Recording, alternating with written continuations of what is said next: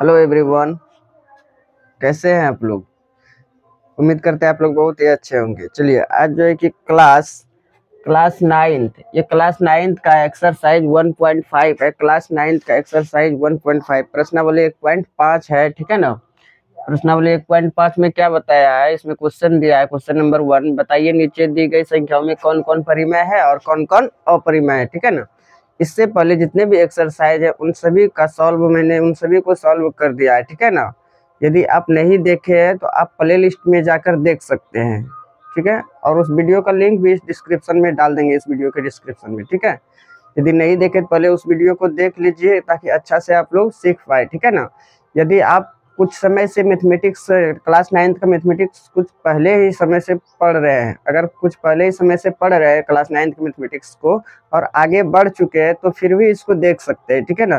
क्योंकि आप जो भी चीज़ भूलेंगे वो फिर से अगर देखेंगे, फिर से पढ़ेंगे, फिर से रिविजन करेंगे तो बेहतर होगा, ठीक है ना। फिर से सीख पाएंगे, ताकि क्लास नाइन्थ का जो बैच न्यू बैच स्टार्ट होगा आपके स्कूल में, क्लास नाइन्थ का जो बैच स्टार्ट होगा वहाँ आप सबसे आगे रहेंगे, ठीक है। तो आप लोग फिर से एकदम अगेन में पढ़ाई कीजिए, ठीक है ना। अगेन में पढ़ाई स्टार्ट कर दीजिए। अब टाइम बर्बाद करने से कोई कोई फायदा होने वाला ही नहीं है विद्यार्थियों, ठीक है ना। तो आप लोग एकदम शुरू से फिर से रिवीजन करना स्टार्ट कर दीजिए, ठीक है ना। हम आपको डेली रिवीजन कराएंगे, ठीक है।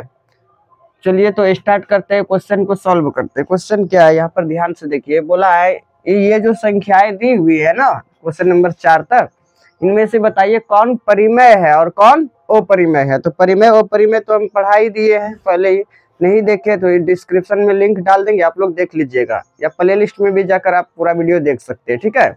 चलिए तो यहाँ पर देखिए सॉल्व करेंगे। सॉल्व नंबर एक में क्या है मेरे भाई, 2 और √5, 2 माइनस √5। ये तो बताए थे ना, रूट के भीतर वाला टर्म यदि कैंसिल ही हो रहा है, यदि रूट के भीतर वाला टर्म परफेक्ट स्क्वायर यदि पूर्ण वर्ग नहीं हो तो वो पूरा का पूरा क्या होता है, अपरिमेय होता है। तो ये बताए मेरे भाई, बताओ रे ये क्या हो गया, ये कैसी संख्या है। तो बता दीजिएगा फटाक से, ये पूरा पूरा अपरिमेय संख्या है। क्या है, अपरिमेय है। एक क्लियर हो चुका है। चलिए अब 2 नंबर देखिए। 2 नंबर में क्या बोला है, ध्यान से देखिए। बोला है 3 प्लस √23 माइनस में है √23। कोई दिक्कत नहीं है, दिक्कत इसको सॉल्व थोड़ा सा करते हैं, ये सॉल्व होगा। यहाँ पर ध्यान से देखिए, 3 है प्लस है √23, इधर माइनस में है √23। ये माइनस में ये प्लस में कट जाएगा, बचेगा क्या, 3। 3 के नीचे कुछ नहीं, 1। इसका मतलब 3 क्या है, एक परिमेय संख्या है। 3 कैसी संख्याएं है, परिमेय संख्या है। तो यहाँ पर लिख देंगे ये जो 3 है ना, ये कैसी संख्या है, परिमेय है। तो पता चल रहा है ना कौन परिमेय है कौन अपरिमेय है।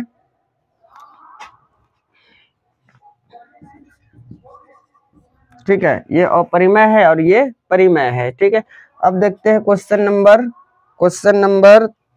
3। क्वेश्चन नंबर 3 सॉल्व कर देते हैं। चलिए क्वेश्चन नंबर 3, ये सब बहुत ही आसान क्वेश्चन है, इसमें कुछ दमे नहीं है। यहाँ देखिए 2√7 और नीचे क्या है, 7√7 है। चलिए √7 से √7 कैंसिल हो जाएगा, बचेगा क्या, 2/7, जो कि क्या है, एक परिमेय संख्या है। क्योंकि क्या है, एक परिमेय संख्या है। चलिए ये लिख दिए परिमेय।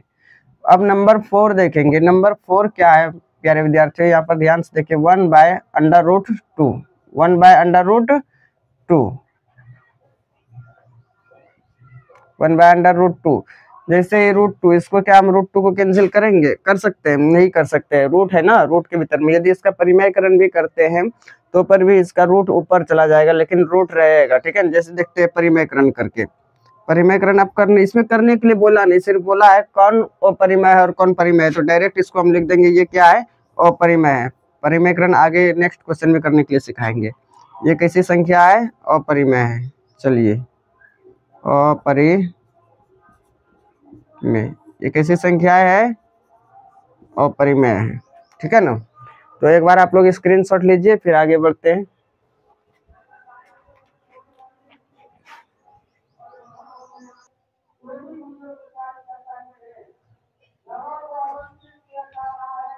चलिए तो बच्चों यहाँ पर देखिए क्वेश्चन नंबर 2 आ चुका है। क्वेश्चन नंबर 2 को हम अभी सॉल्व करेंगे, ठीक है ना, बहुत ही बेहतरीन ढंग से सॉल्व करेंगे, ठीक है। यहाँ बोला है निम्नलिखित व्यंजकों में से प्रत्येक व्यंजक को सरल कीजिए। सभी को क्या करना है, सरल करना है। सरल मतलब क्या करना है, सिंप्लीफाई कर देना है, ठीक है ना, सॉल्व कर देना है।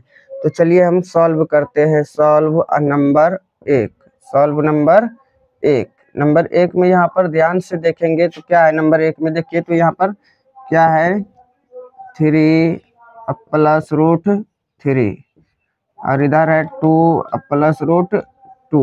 अब ध्यान से देखेंगे क्या करेंगे, दोनों के बीच में क्या है, इस दोनों व्यंजकों के बीच में क्या है, गुना है, ठीक है ना।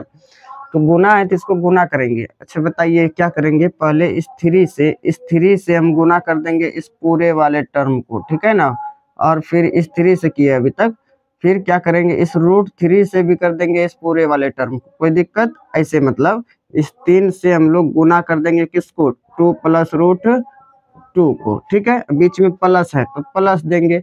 फिर क्या है भाई, रूट 3 है, रूट 3। अब रूट 3 से भी गुना कर देंगे किसको, 2 प्लस रूट 2 को, पूरे को, 2 प्लस रूट 2 को। तो गुना तो करने आता ही है आप लोगों को, कोई दिक्कत नहीं है दिक्कत। अब देखिए 3 दूनी कितना हो जाएगा, 6 प्लस 3 यहाँ देखिए प्लस है तो प्लस देंगे, 3 रूट 2, 3 से रूट 2 को गुना करेंगे, 3 रूट 2 हो जाएगा। बीच में क्या है भाई, प्लस है, रूट 3 गुना 2 तो ये हो जाएगा 2 रूट 3। बीच में क्या है, plus plus plus plus, root 3 गुना में रूट 2 तो ये हो जाएगा रूट 6। 3 दूनी 4, रूट के भीतर भीतर गुना होता है, ठीक है ना। चलिए यहाँ तक समझ में आ चुका है। अब देखिए क्या एक भी आपस में जुटेगा या घटेगा, घटेगा सिंबल तो घटने का है ही नहीं, ठीक है ना, माइनस का सिंबल है ही नहीं, प्लस का है। तो 3 रूट 2 है, ये 2 रूट 3 है, रूट के भीतर में अलग अलग टर्म है ना, तो ये दोनों जुटने घटने वाला नहीं है, ठीक है ना। तो क्या करे, तब कर भी क्या सकते हैं, छोड़ दो, हो गया, यही तक सॉल्व होगा। सिर्फ सॉल्व सरल करने बोला था, आगे सरल नहीं होगा, ठीक है ना। आगे सरल होगा भी तो इसको लिख सकते हैं रूट 6 गुना रूट 6, फिर ये दोनों में कॉमन आएगा, कोई फायदा होने वाला नहीं है, ठीक है ना। चलिए नंबर 2 को सॉल्व करते हैं। नंबर 2 को देखिए यहाँ पर क्या है, 3 plus root 3, 3 plus root 3 into में 3 माइनस रूट 3, ठीक है। अच्छा आप लोग बताइए, क्या आप लोग पढ़े हैं, एक फॉर्मूला आता है, एक फॉर्मूला क्या आता है मेरे भाई कि ए प्लस बी, ए प्लस बी गुना में ए माइनस बी बराबर क्या होता है, ए का स्क्वायर माइनस में बी का स्क्वायर। ये तो पढ़े ही होंगे, ये फॉर्मूला तो पढ़े है ना 9th क्लास में। चलिए 8 में भी पढ़े होंगे, 7 में भी पढ़े होंगे।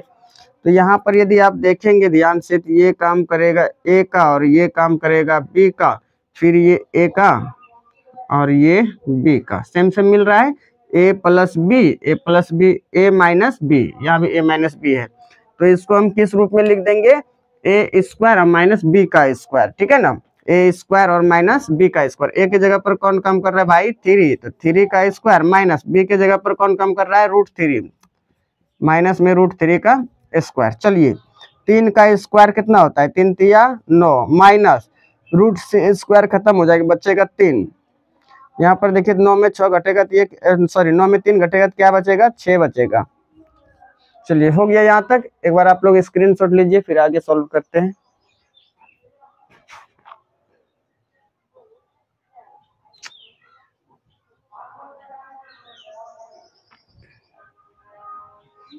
चलिए तो यहाँ देखिए तो क्वेश्चन नंबर 3 आ चुका है। क्वेश्चन नंबर 3 क्या कहता है, बोलता है रूट 5 प्लस रूट 2 का होल स्क्वायर, इसको भी सॉल्व करना है, ठीक है ना, इसको क्या करना है, सॉल्व करना है।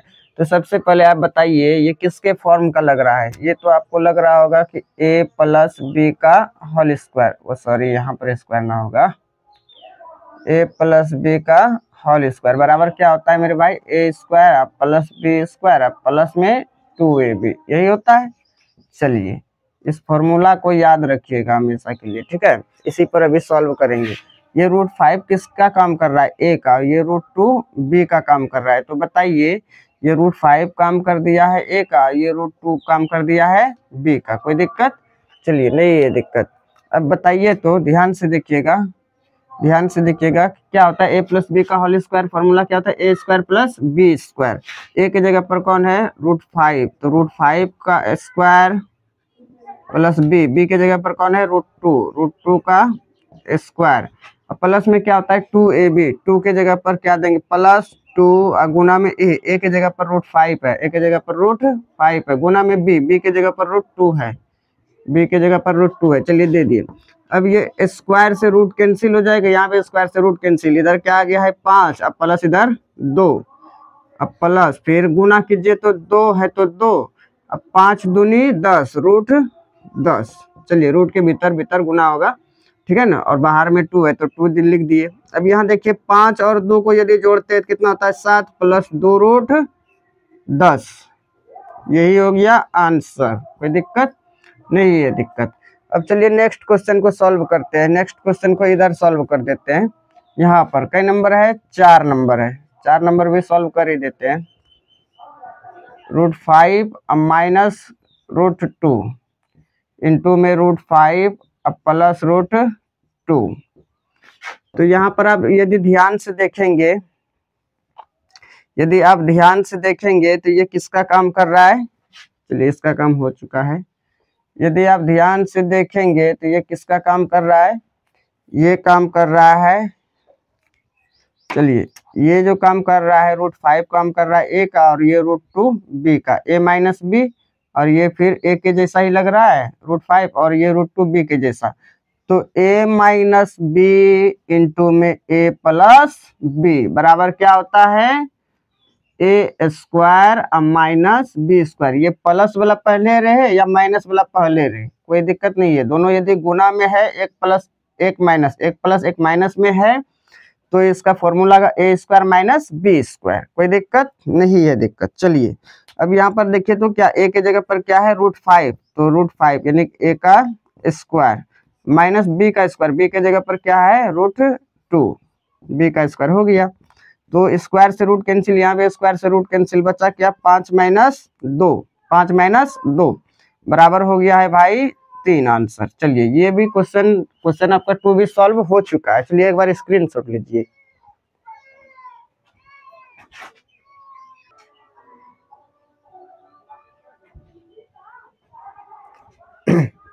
चलिए विद्यार्थियों यहाँ पर क्वेश्चन नंबर 3 देखिए। क्वेश्चन नंबर 3 क्या कहता है, क्वेश्चन नंबर 3 कहता है आपको याद होगा कि पाई जो है, कौन पाई को एक वृत्त की परिधि मान लीजिए सी है, वृत्त की परिधि है, परिधि परिमाप परिमिति ये तीनों एक ही चीज होते हैं प्यारे विद्यार्थियों, ठीक है ना। तो यहाँ पर देखिए वृत्त की परिधि मान लिया है सी, और उसके व्यास क्या मान लीजिए डी, व्यास बोला है मान लीजिए डी के अनुपात से परिभाषित किया जाता है। अनुपात से परिभाषित मतलब भाग देकर परिभाषित किया जाता है, अर्थात बोले तो पाई बराबर c/d बोल दिया है, ठीक है ना। यह इस तथ्य का अंतर विरोध, इस तथ्य का अंतर विरोध करता हुआ प्रतीत होता है कि पाई अपरिमेय है। कैसा है, ये जो बता रहा है ना कि ये c/d जो बता रहा है, इस तथ्य जो हुआ पाई बराबर c/d, इस तथ्य से, इस काम से हमको पता चल रहा है कि पाई तो हम लोग पहले से जानते हैं एक अपरिमेय संख्या है, इसका मतलब कहीं ना कहीं c/d भी क्या है अपरिमेय है, तब ना पाई के बराबर हुआ है। चलिए ठीक है, इस यहाँ पर देखिए इस अंतर्विरोध का निराकरण यानी कि हल आप किस प्रकार करेंगे, इसका हल आप किस प्रकार करेंगे, यानी कि इसके बारे में आप क्या बता सकते हैं, ठीक है ना। तो बता क्या सकते हैं वो देखिए। तो सबसे पहले यहाँ पर सॉल्व लिखेंगे, ठीक है ना, इसका हल कैसे कर सकते हैं ये ना। तो सबसे पहले हम लोग जानते हैं चूंकि पाई बराबर जो दिया है मेरे भाई वो दिया है c/d दिया है, क्या दिया है c/d दिया है, ठीक है ना। और हम लोग जानते हैं कि पाई का जो वैल्यू होता है वो क्या होता है 22/7 होता है, लेकिन ये कहीं ना कहीं अपरिमेय संख्या, सॉरी ये कहीं ना कहीं परिमेय संख्या है, लेकिन पाई का जो है ना पूर्ण रूप से वैल्यू 22/7 नहीं है, ठीक है ना। एग्जैक्ट वैल्यू ये 22/7 नहीं है, समझे, ये लगभग इसके बहुत ही निकट में आता है। पाई का वैल्यू जो होता है लगभग 22/7 के करीब में होता है, बहुत बहुत बहुत करीब में होता है, ठीक है ना, इसलिए इसको 22/7 बोल दिए, ठीक है ना, कोई दिक्कत नहीं दिक्कत। अब यहाँ पर देखिए पाई बोल दिया है c/d है, तो पाई तो हम लोग जानते हैं एक अपरिमेय संख्या है, ठीक है ना, तो c/d भी क्या होगा अपरिमेय ही होगा ना। मान लीजिए बोला है पाई ये वृत्त है, ठीक है ना, ये वृत्त है, और बोल दिया है इसमें जो है c वृत्त की परिधि, वृत्त के परिधि, और d को बोल दिया है वृत्त की व्यास है। चलिए ये वृत्त का केंद्र हो गया, ये डी है, ठीक है ना। तो हम लोग तो जानते हैं मेरे भाई, ठीक है ना, ये जो सी है, सी मतलब क्या, सरकमफ्रेंस, परिधि, ठीक है ना, और डी मतलब क्या, डायमीटर, व्यास, ठीक है। अब हम लोग जानते हैं ये जो परिधि है, यहाँ से लेकर यहाँ तक, ठीक है ना, इसी को क्या बोलते हैं, परिधि। ये जो चक्कर मार रहा है ना, गोल चक्कर, तो यही क्या है, परिधि है, सरकमफ्रेंस है, ठीक है ना, जिसको हम सी से बोल दिया है, सूचित करते हैं। चलिए, और ये जो है यहाँ से यहाँ तक केंद्र से होकर जो जा रही है एक रेखा, ठीक है ना, इसको क्या बोलेंगे, ये डायमीटर है। डायमीटर मतलब बोले तो व्यास है, ठीक है ना। तब बोल दिया है कि पाई बराबर सी बाई डी होता है, यानी सरकमफ्रेंस, यानी कि परिधि बटे डायमीटर, यानी व्यास, परिधि बटे व्यास होता है। इसका मतलब जब पाई एक अपरिमेय संख्या है तो परिधि बटे व्यास यानी सी बाई डी भी क्या होगा, एक अपरिमेय संख्या ही होगा, ठीक है ना। तो हम लोग जानते हैं, यहाँ पर लिख देंगे, हम लोग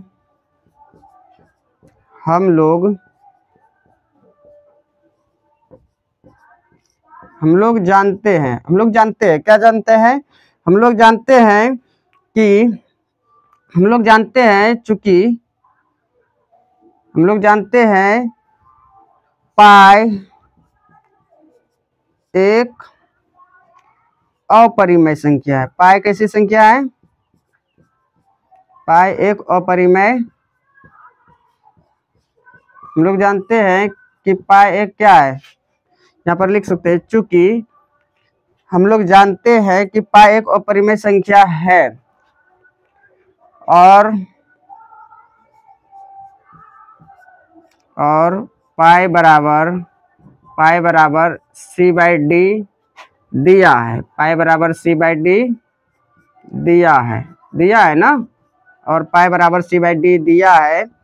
जब पाई का वैल्यू यहाँ पर देखिए ध्यान से सी बाई डी हो गया है, इसका मतलब कहीं ना कहीं ये जो सी बाई डी है पाई के बराबर है, तो सी बाई डी भी क्या होगा, अपरिमेय होगा, क्योंकि पाई क्या है, एक अपरिमेय संख्या है। यहाँ पर लिख दिए है, चूंकि हम लोग जानते हैं कि पाई एक अपरिमेय संख्या है और पाई बराबर सी बाई डी दिया है, इसलिए सी बाई डी के बारे में हम यही बोल सकते हैं कि सी बाई डी भी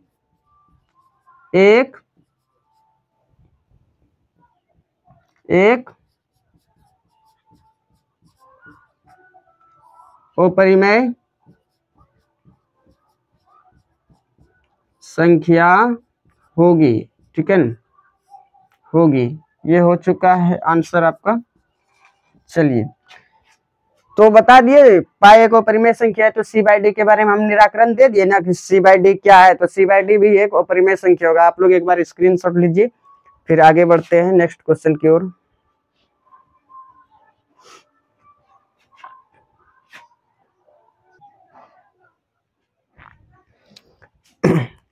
हाँ तो प्यारे विद्यार्थियों, यहाँ पर देखिए क्वेश्चन नंबर 5 आ चुका है। बोला है निम्नलिखित के हरों का परिमेयकरण कीजिए, ठीक है ना। हर किसको कहते हैं, यहाँ पर ध्यान से देखिएगा।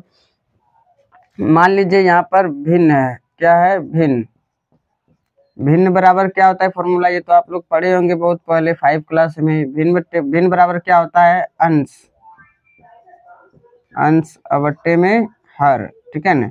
इसका कहने का अर्थ है यदि कोई भी संख्या भिन्न के रूप में दिया हुआ है, जैसे एक संख्या है 2/7, ये एक भिन्न है ना, भिन्न के रूप में दिया हुआ है, तो इसमें जो ऊपर वाले संख्या होगा ना, तो इसको बोल देंगे हम लोग अंश, और जो नीचे वाले संख्या होगा इसी को क्या बोलते हैं, हर, ठीक है ना, इसी को क्या बोलते हैं, हर बोलते हैं। वही बोला है मेरे भाई, यहाँ पर बोला है निम्नलिखित के हरों का परिमेयकरण, यानी कि ये नीचे है ना, अंश बट्टे हर, नीचे वाला सभी संख्याओं के, सभी टर्म के नीचे वाला संख्याओं को सिर्फ क्या करना है, नीचे वाले संख्याओं का परिमेयकरण करना है। यदि आप लोग परिमेयकरण नहीं जानते तो यहाँ पर देख लीजिए परिमेयकरण होता क्या है। परिमेयकरण हम बता देते हैं, ठीक है ना। परिमेयकरण का परिभाषा ही लिखा देते हैं, अभी ये हम पहले नहीं बताए हैं, ठीक है ना, ये ऑफलाइन क्लास में ही मात्र बताए थे, ठीक है ना। तो यहाँ पर देखिए परिमेयकरण, कोई आपसे बोलेगा परिमेयकरण क्या है, परिमेयकरण देखिए अपरिमेय संख्याओं, लिखिए अपरिमेय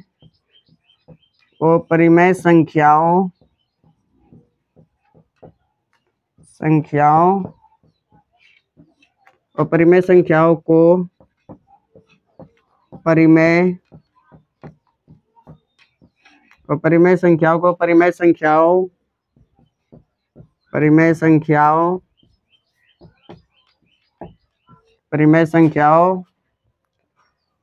के रूप में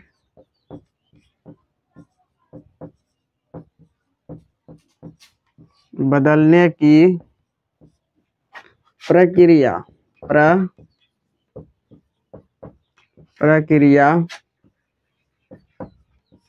को परिमेयकरण कहते हैं। क्या कहते हैं?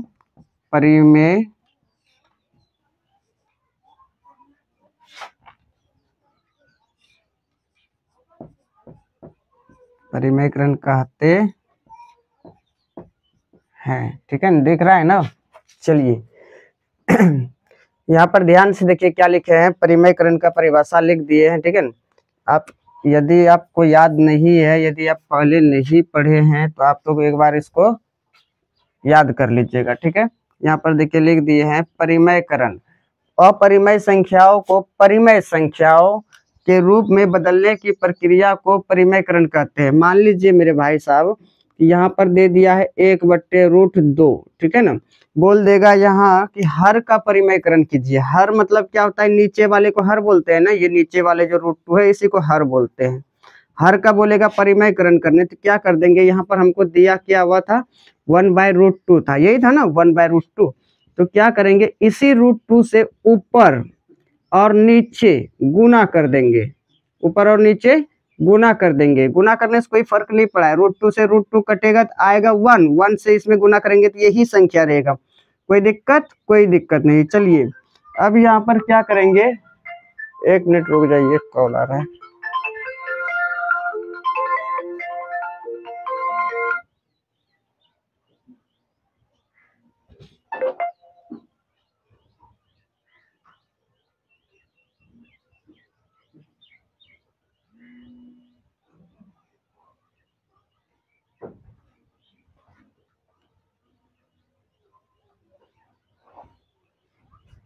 चलिए देखिए यहाँ पर देखिए, तो 1 से क्या कर देंगे? √2 को गुना, तो ये हो जाएगा √2 और नीचे √2 गुना √2, तो ये डायरेक्ट हो जाएगा 2।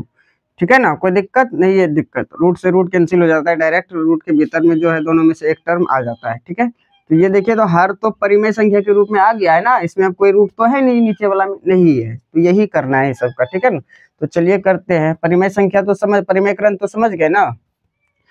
परिमेयकरण अपरिमेय संख्याओं को परिमेय संख्याओं के रूप में बदलने की प्रक्रिया, जो काम चलता है ना, उसी को क्या कहते हैं? परिमेयकरण कहते हैं। एक बार इसको अब मिटा देते हैं, फिर आगे बढ़ेंगे।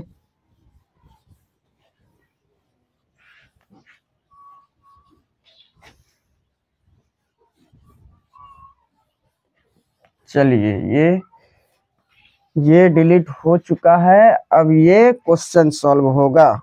क्वेश्चन देखिए क्या है, सॉल्व करना है नंबर 1 में। नंबर 1 में क्या है? 1/√7। तो इसका परिमेयकरण करना है, तो क्या करेंगे? 1/√7 ये दिया हुआ है। क्या बताया? अभी नीचे वाले को ऊपर और नीचे दोनों ओर गुना कर देते हैं। ठीक है ना, ऊपर वाले से भी गुना और नीचे वाले से भी गुना, नीचे वाले संख्या से। ठीक है ना, कर दिए। 1 गुना √7, तो ये हो गया है √7। अच्छा, √7 गुना √7, 7 7 49, ऐसे भी आप कर सकते हैं, 7 7 49। ठीक है ना, कोई दिक्कत नहीं है। दिक्कत, चलिए यहाँ पर देखिए, तो √7 अब √49 का वर्गमूल कितना आता है? 49 का वर्गमूल आता है 7। चलिए ये हो गया है आंसर। क्योंकि यहाँ पर देखते हैं 7 एक परिमेय संख्या है, हर परिमेयकरण हो गया, हर का परिमेयकरण हो गया, यानी परिमेय संख्या के रूप में हर आ चुका है। ठीक है ना, ये सॉल्व हो चुका है। चलिए अब दूसरा नंबर देखिए, दूसरा नंबर क्या है?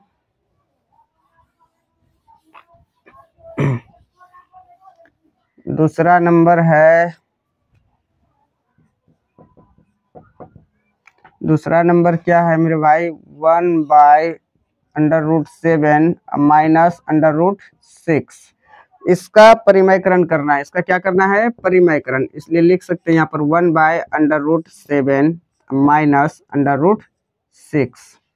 याद रखिएगा, इसका परिमेयकरण करने के लिए √7 और √6 के बीच में जो टर्म है, बीच में जो चिन्ह है ना, इसको बदल देते हैं, माइनस है तो डायरेक्ट इसका उल्टा कर देंगे माइनस का प्लस, ठीक है ना, और ऊपर नीचे गुना कर देंगे। जैसे यहाँ देखिए √7 है तो √7 या माइनस है तो क्या कर देंगे प्लस √6। कोई दिक्कत नहीं है दिक्कत। यहाँ पर भी क्या इसी संख्या से नीचे भी गुना कर देंगे इस वाले को, √7 प्लस √6। वैसे भी ये दोनों टर्म एक ही चीज है, इसको इससे कटाएंगे तो एक आएगा, एक से इसमें गुना करेंगे यही चीज रहेगा, कोई दिक्कत नहीं है दिक्कत। सिर्फ इसको इसलिए ऐसा लिखे क्योंकि परिमेयकरण इसका कर सके, ठीक है ना, परिमेय संख्या के रूप में नीचे वाले को बना सके।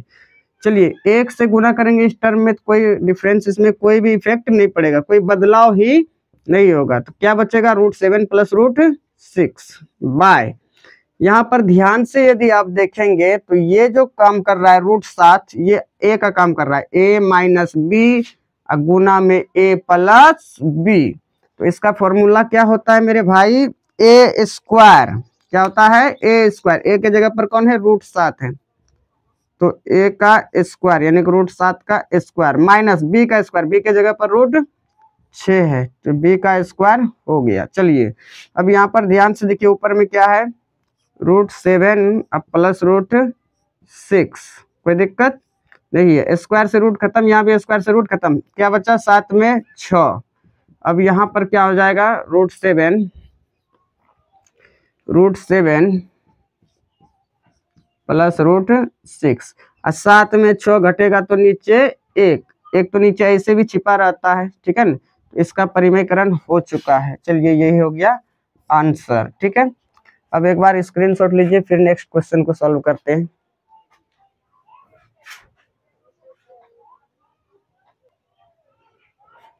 चलिए देखिए 3 नंबर में क्या बोला है, 3 नंबर में 1/√5 माइनस √2 इसका परिमेयकरण करना है। तो यहाँ पर देखिए जो है पहले उसको लिखिए 1/√5 माइनस √2।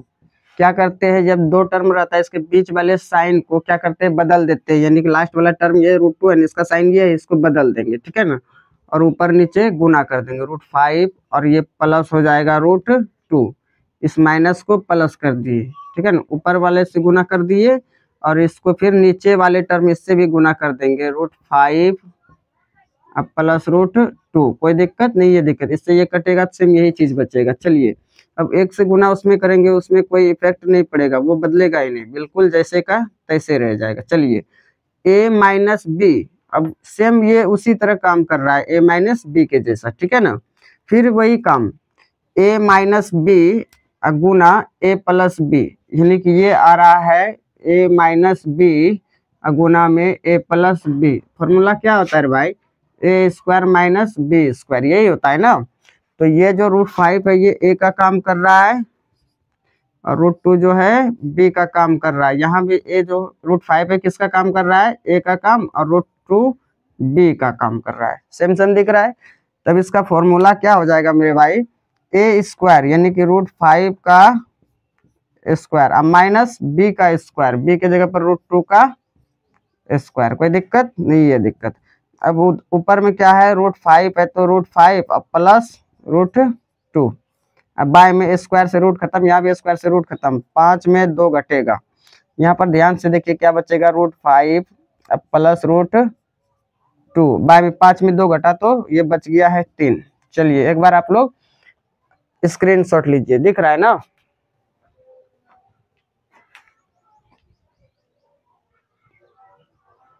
चलिए क्वेश्चन नंबर 4 देखिए तो क्या है 1/√7 माइनस 2 है, ठीक है ना।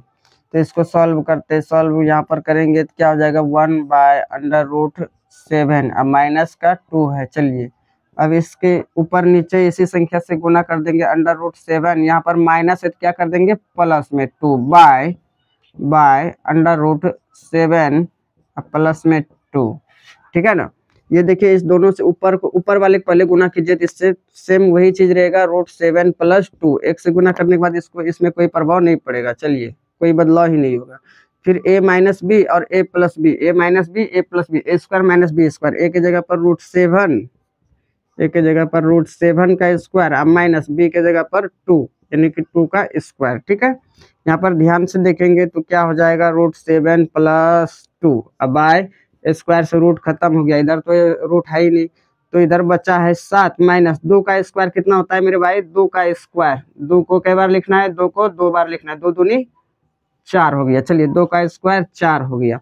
अब यहाँ पर ध्यान से देखेंगे, √7 अब +2 बट्टे में 7 में 3 घटेगा तो बच्चे, सॉरी 7 में 4 घटेगा तो बचेगा 3। हो गया है ये, यही हो गया इसका परिमेयकरण। अब कोई कोई महान जो आदमी होंगे वो बोलेंगे सर ये तो परिमेय है ही, ये अपरिमेय है, तो ऊपर नीचे खाली √7 से गुना कीजिए। तो ये √7 से गुना करेंगे मेरे भाई तो ये √7 कटेगा, लेकिन फिर से रूट जब इससे गुना हो जाएगा तो इसमें 2 √7 आ जाएगा, परिमेयकरण तो नहीं हुआ क्योंकि नीचे वो परिमेय संख्या रह गया। ठीक है ना, तो इसका सॉल्यूशन ये होगा। ठीक है, चलिए एक बार आप लोग स्क्रीनशॉट लीजिए। ठीक है ना, और जो क्वेश्चन नंबर, अब बोलिएगा सर डायरेक्ट 5 नंबर करा दिए, 4 नंबर तो क्वेश्चन कराए ही नहीं है।